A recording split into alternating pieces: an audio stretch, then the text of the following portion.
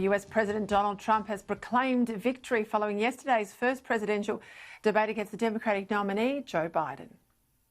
By every measure, we won the debate easily last night. I think he was very weak. He looked weak. He was whining. Yeah, we won the debate by almost every poll that I saw. If you look at the various polls, I looked at about 6 of them. We won every one of them. So, no, I don't mind debating him. I hear he wants to get out of the debates. I don't know. That's up to him. Well, the conduct on display in the debate led the Commission on Presidential Debates to announce that they would be making changes to the format. Here's what they said. Last night's debate made clear that an additional structure should be added to the format of the remaining debates to ensure a more orderly discussion of the issues. It's time now for my international panel. All right, as always, former Senator Cory Bernardi in Adelaide, and in Sydney, James Morrow, opinions editor, Daily Telegraph, and of course co-host of Sky News Outsider, and soon to head to the US for the big campaign wind-up. James, I've read and watched your responses to the debate. You've noted that the moderator, Chris Wallace, gave Biden an easy ride. That's what you think. And his responses appeared fairly scripted. 24 hours later, what's your take from it all?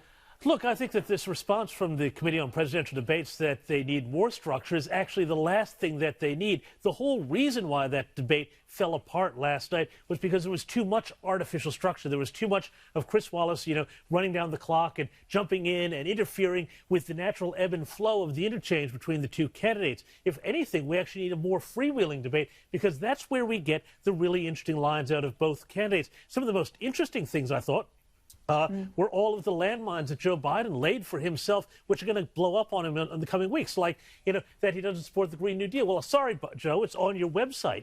The line about Antifa and that it's just an idea. Well, tell that to everybody who's had their stores smashed in. So I think, what's actually needed is more, not less, robust discussion.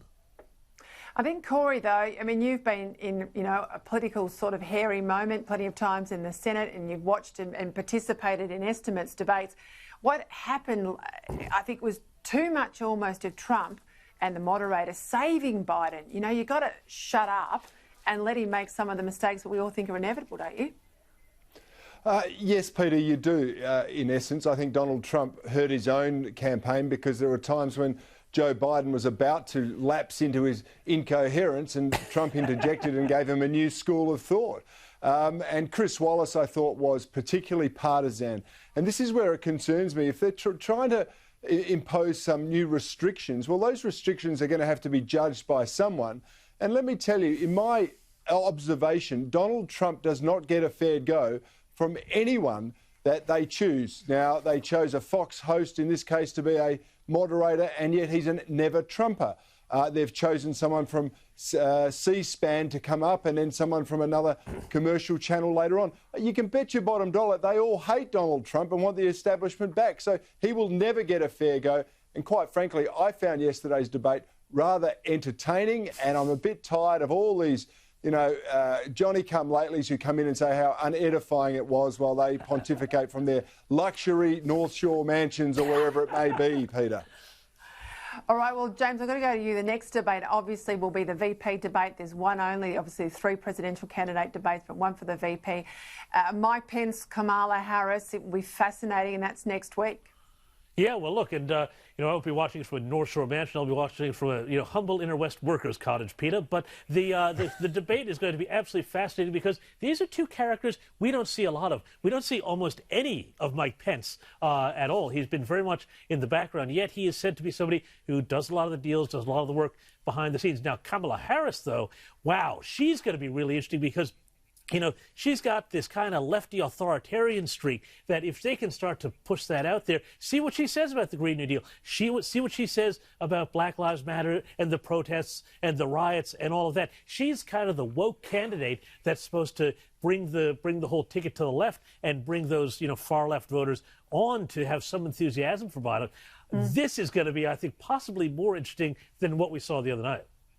And she'll be auditioning, as we know, for the top job, not the second job. Cory, the AFP today announced that they'll be recruiting specialists in the Mandarin language, and they want to go in and try and recruit Australian Chinese community members to work on a whole lot of cases of foreign interference. Now, I have to say, the AFP quite rightly says we don't have enough Mandarin speakers, we've got to recruit some. But given how Chinese operators have infiltrated our university sector, I mean, goodness me, I hope they recruit pretty carefully. Well, that was my thought exactly, Peter. Firstly, I'm happy they've actually publicly said this, though, because it does acknowledge what we've long suspected and had some confirmation of. The Chinese Communist Party are at work in every aspect of Australian society, and we've got to root it out, get them out of the country and go about looking after ourselves. But the diaspora, we know, has been seeded with some people whose true allegiance is still to the Chinese Communist Party, and they're at work here in this country. So you want to make sure that the vetting procedures are absolutely pristine, because even when we've had publicly elected officials, Peter, let's remember some of them have been prepared to trade their allegiance in an informal sense or a business sense or in an advocacy sense for dollars. And if that happens to elected public officials, you can only imagine what happens in the business community at large. And just a very quick comment before we go, Corey. Taiwan's not very happy with us. They are a bit disappointed we haven't progressed a free trade agreement. Trade Minister Simon Birmingham, I know you yourself are a strong supporter of Taiwan. What's happened with that? Well, of course, they're too scared to do anything for upsetting the Chinese beast. I mean, we should actually recognise Taiwan very promptly. I think that's in our interest. But, of course, the politicians are a bit too scared to do so, Peter. All right, Corey Bernardi, James Morrow, thank you for your time. Look forward to your analysis on the Kamala-Pence face-off next week. Thank you.